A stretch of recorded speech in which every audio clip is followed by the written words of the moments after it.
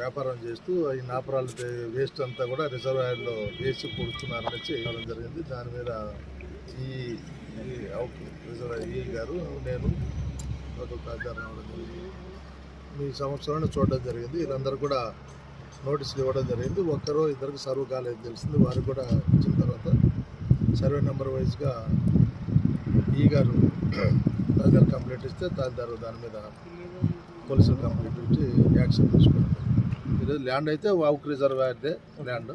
Survey number వైజ్గా ఏ person ఏ survey నెంబర్లో చేస్తున్నారో రెవెన్యూ వాళ్ళు ఇస్తారు, చెప్తారు. 15 మెంబర్స్.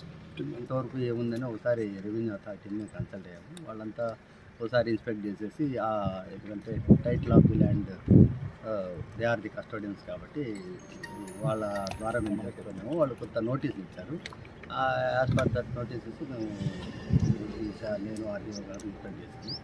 దీని ప్రకారం ఆ సర్వే నెంబర్లు వాటి మా పొజిషన్ అన్నీ అబ్జర్వ్ చేసుకొని ఒకసారి మేము ఎంఆర్ఓ గారికి వాళ్ళ మీద యాక్షన్ తీసుకోమని చెప్పని